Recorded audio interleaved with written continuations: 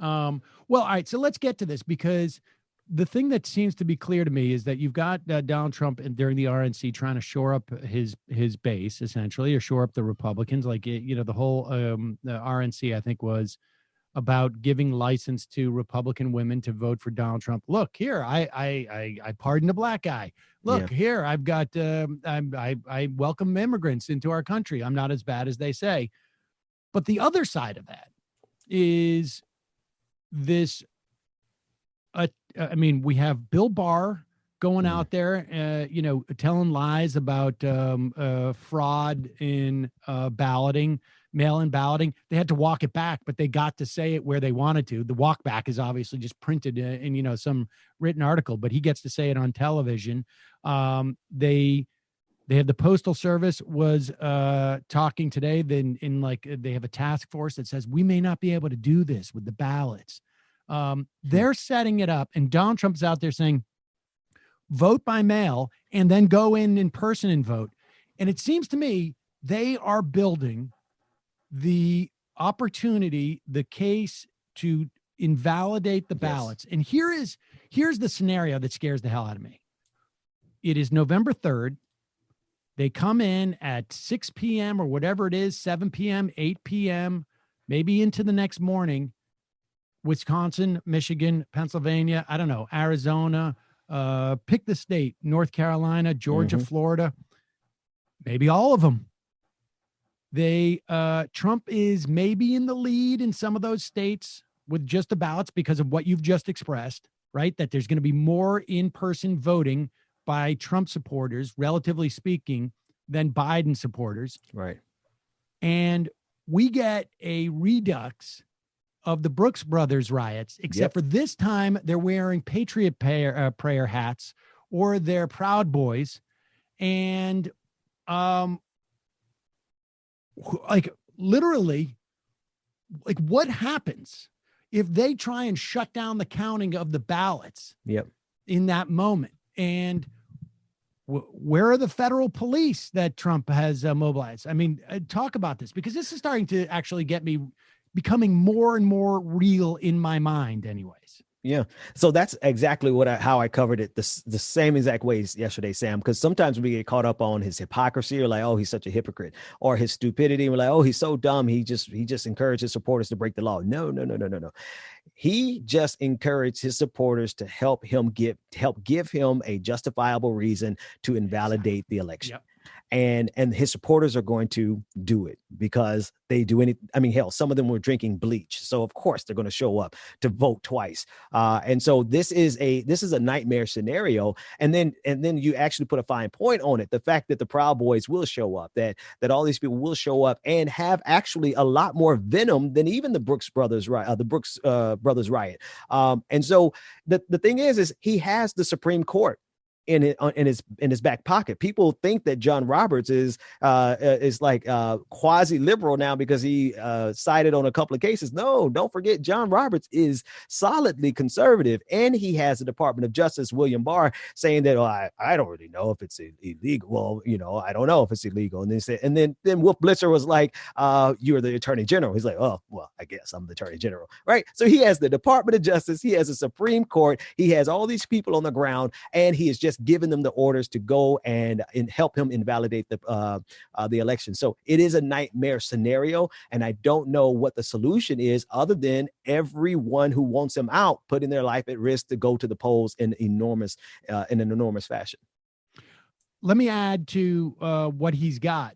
He's got the state Supreme Court in Michigan. He's got the state Supreme Court in Wisconsin. He's got the state Supreme Court in Florida.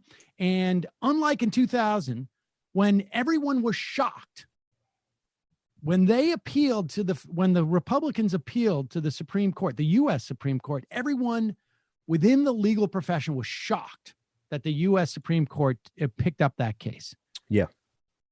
But that Florida Supreme Court at that time was a liberal court, just for broad strokes. This time around in Michigan, it is conservative dominated court. In Wisconsin, conservative dominated court. in Florida, conservative dominated court. If it goes to these state Supreme Courts, I would not be surprised if the Democrats try and go to the U.S. Supreme Court, if the U.S. Supreme Court says, we're not getting involved in that situation. Yeah. Wait, what? What about 2000? Okay. Yeah, no, that was a mistake. We're just not getting involved. In fact, they don't even have to justify it. Right. That makes me nervous. You also mentioned the Brooks Brothers riot, and this one being more venomous. Roger Stone was involved in the Brooks Brothers riot. Yep. He was coordinating it from a van down the street. Wasn't Kavanaugh involved in that somehow? John Roberts was there. He was one of the rioters. And I mean, the riot, but they were banging on you can watch the video. But the point is, next time they're not going to be in suits. They're not going to be the lawyers. They're not going to be the operatives. They're going to be these street thugs. Right. And Roger Stone obviously has been developing relationships with these Proud Boys. And this is real. Like, what happens literally in these scenarios? I tell you what happens. He also has something else to his advantage. He has Joe Biden, who is going to be encouraged to, and I don't even think he has to be encouraged. Joe Biden is going to be more concerned with the institutions, with the stability of our union. And so Joe Biden will concede much quicker than Al Gore did. So, Donald Trump has, you think so? I think Joe Biden will, man. Because I know Barack Obama is preeminently concerned with the stability and the institute. He has more respect for the American institutions than anybody else. I know he would be on the phone like, Joe, let's live to fight another day. But I think, listen, if you've got a coordinated series of basically like of those, for lack of a better term, Brooks Brothers riot, happening in a county in Wisconsin, in a county in Michigan, in a county or two in Pennsylvania or in Florida. Like, I think these guys are out there right now. They're saying, here are the 5 or 10 places. We need people mobilized there. This is where it's this Democratic controlled county and that Democratic controlled county. And we're going to have, there's already going to be this whole sort of like, Bill Barr has built this sort of like, anecdotal case leading up to this, that it's fraudulent. Trump's been saying it. Like you say, you're absolutely right. He's telling his people to go in and vote twice because the fact that, it's Republicans who are messing with the fraud. That's not going to keep anybody from saying the process is corrupted and it doesn't work. They're going to throw out all the mail-in ballots if 10% of them are duplicate ballots by Republicans, or it's going to take the counting is going to take that much longer to do, or it's going to shut down balloting at, in the locations. I mean, there's going to be total mayhem. There's going to be chaos, and they're going to have these like little stormtroopers to come in. And what is the gray-hairs gonna do when all of a sudden there's a bunch of Proud Boys there, banging on the doors going, don't count those votes, those are fraud.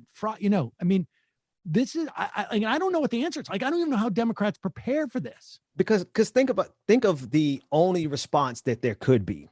Right. So they're distancing themselves from Antifa. Right. But like, for all intents and purposes, there would have to be a counterbalance to remotely give the appearance that the majority isn't on one side. And that's something that Republicans are really good at, because they're louder, because they are willing to go and put themselves on the line. And because the party supports their radicals. The party supports their radicals. Without a countervailing force from the left, then it's going to appear that all of the weight of the moment is in the hands of the right wing. Now, if there was a countervailing force, could you imagine what would happen in this country if the same number of venomous left wingers showed up to confront the venomous right wingers?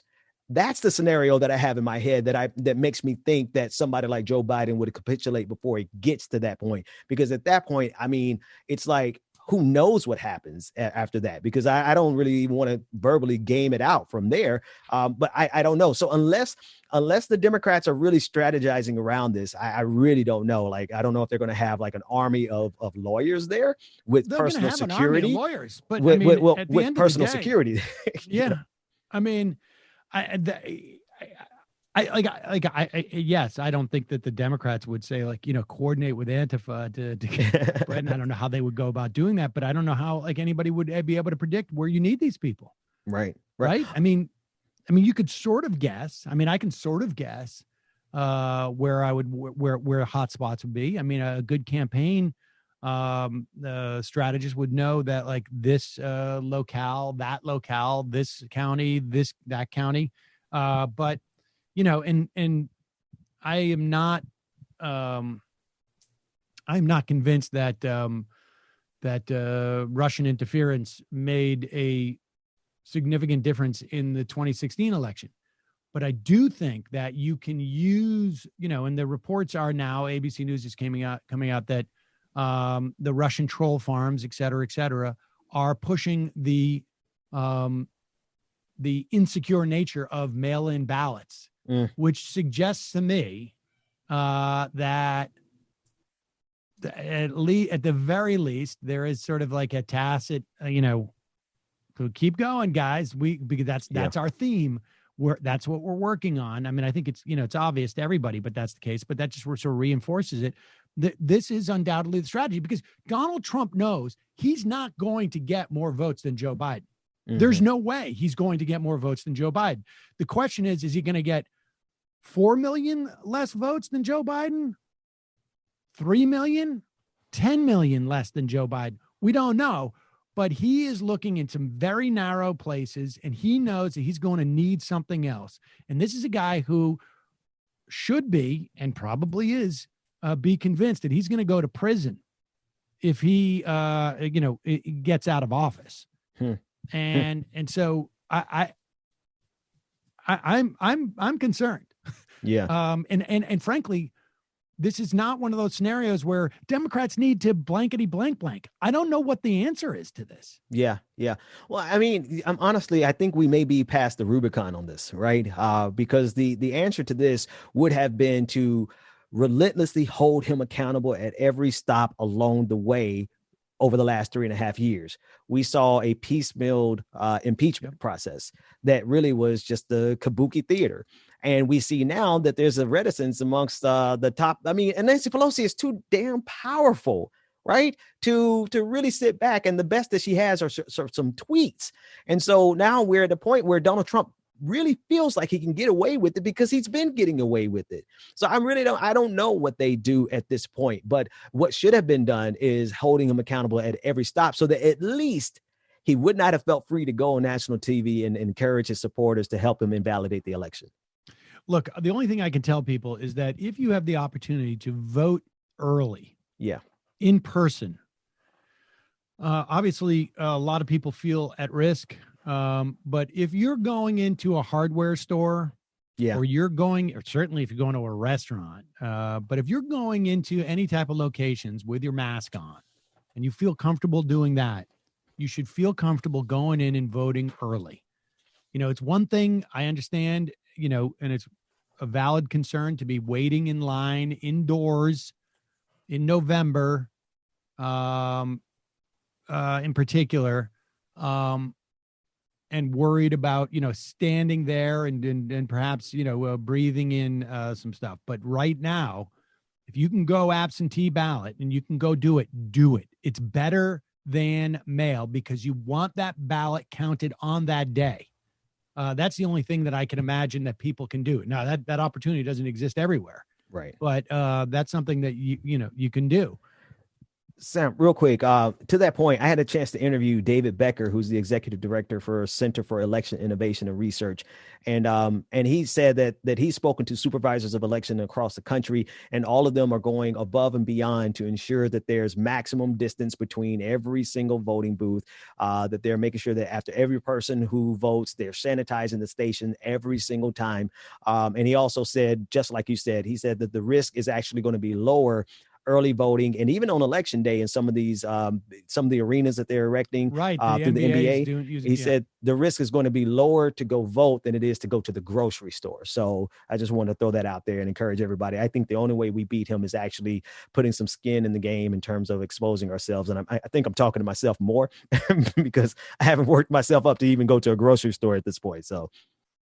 Yeah, no, I hear you. I mean, it is, it's scary, and but it's, the alternative is scary too. I mean, Yeah. I have to say, and I keep saying this, and I'm just about there, that, this may be the first time that I vote for a presidential candidate on the Democratic ticket, uh, in a blue state. Mm. It's possible I voted for Obama in 2008. I quite, maybe just want to be part of that on some level. But aside from that, I've not, well, maybe Mondale. Mm. But I don't think, Wow, I Sam, you don't think I cannot voted. be old enough to actually vote for I missed it Mondale, by a man. week for Oh, okay. Mondale. I missed it by 2 or 3 weeks, actually. I was 18. So I really wanted to vote for Mondale, but that's it. And because I do think that in this sort of miasma of the election that we're going to have, right, there's going to be such chaos that if Joe Biden wins the popular vote by 10 million, it makes a difference than if he wins it by 2 million. Right. And Right. even if those votes come from New York and come from California or come from, I don't know, big blue states. I mean, that makes a big difference. You seem pretty confident that Biden would actually fight this, though. I, At least you I felt know, that, man. I think that, I think that he would. I think that there's no voice. Look, Joe Lieberman was the one, Bill Daley. These are the guys who are Okay. Yeah. around Gore telling Gore not to fight it. Yeah. But now you've got Hillary Clinton coming out right now, like she said a couple of weeks ago, fight it. Do not concede. I don't know who around Joe Biden wouldn't be telling him to fight it, to be honest with you. And I just don't think I think there's an argument that if you have a coordinated, if what is going to happen, if what I am speculating happens, or some variant of that happens. I mean, look, if Bill Barr doesn't like the result and he goes and files stuff at at the Supreme Court, they're going to have their bevy of lawyers that are going to come in. Mm-hmm. That's one thing. And I think that's at least likely. This other thing that I'm talking about seems a little bit far-fetched to me, but as we get closer, and you start to watch what's going on, It's not far-fetched. It's not that far-fetched. No. And so I think that's an argument that, like, this is an assault on the institution of voting. And I mean, look, do you think there's going to be many people who are going to say, don't fight this to Joe Biden? I don't think so. Well, and thinking about it in that context, if by chance he doesn't fight it, I do believe, like, especially if he hits 10 million in the popular vote, the people will fight it. I don't think there might not be much that we can do in terms of overturning the results, but I do believe at that point, the people will just say, F it all, COVID-19, whatever. We've been out here protesting Black lives. We're sure as hell going to get out here and protest Donald Trump. And so there's a lot of uncertainty ahead. And I think the best way to stop it is for us to just put on our hazmat suits and go vote in person. I've never, I mean, obviously this is almost every day during this era has been one of those things. Like, I have no sort of personal, historical, or, any other comparison to the era that we're in. But this is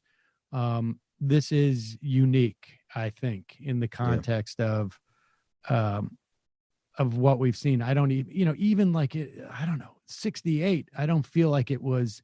No, I think we're beyond 68. I mean, I think there's something really ugly that could be coming down with this stuff, but especially because of who's behind Trump's Twitter account, because the president has shown a willingness to burn it all down with his own words. That's the difference between now and then. I think tensions may have been as high in 68, but we didn't have a president in the White House who was willing to see it all burn for the sake of his ego. Right. The power was not with, the ones who were the power dynamic was different. Yeah. And the agendas were different from each other. I don't know. Anything else? We left it all on the table. we left it all on the table, man. We're just wishing you all the best. Right, exactly. CBD. That's what I've been doing. I've been taking a lot of CBD to try and deal with where this is all headed. And I don't know. Just give me your assessment of what of your sense of like where. I guess on that question of how many votes that Joe Biden's going to get, do you have a sense that he is mobilizing? I mean, I'm not as concerned. I mean, some of when we look back on the things that that hindered Hillary Clinton's vote, there was a lot of people who just didn't like her. Yeah. A big chunk of that, I'm sure, was misogyny, but also a misogyny that had been sort of nurtured over so long that they, were convinced that it was about specifically Something who else. she was. And then I think there's also, people who didn't like her and sort of, her policies, et cetera, and then a subset of them were like, Donald Trump's going to lose anyways. I don't need to vote for her.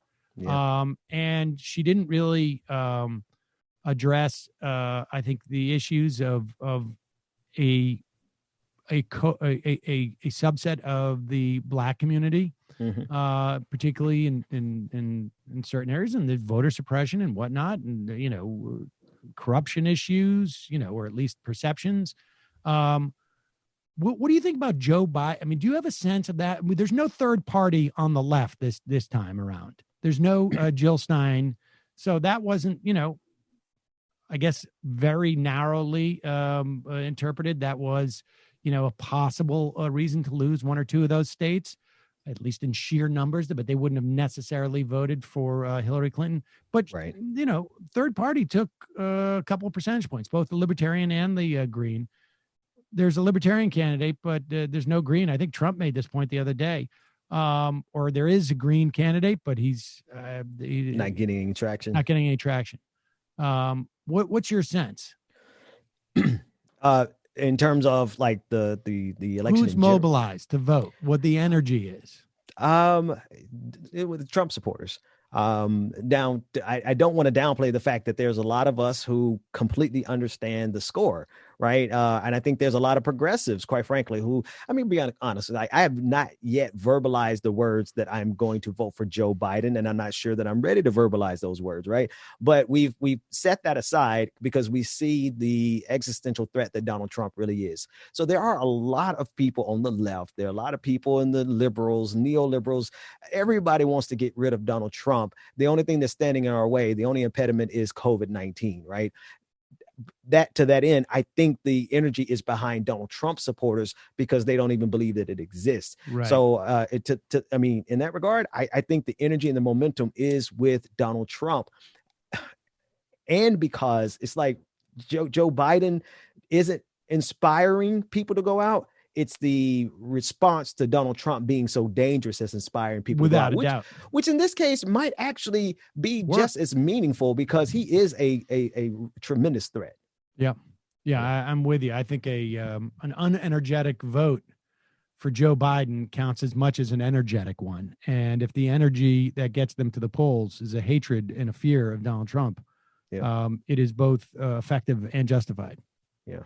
Yeah. Ben Dixon, the Benjamin Dixon Show. People can check that out. We're on YouTube, Patreon. Where go on YouTube. I usually don't make this appeal, but go subscribe to my poor little channel.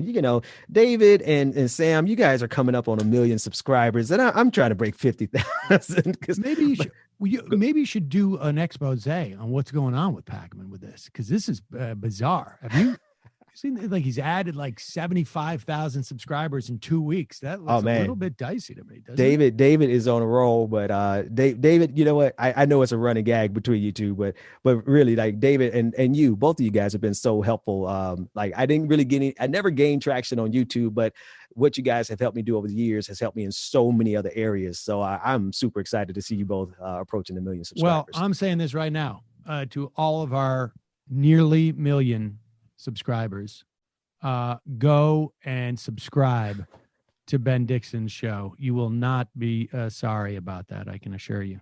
Ben, thanks so much. Really appreciate it. Hey, thanks so much for having me. Always a pleasure.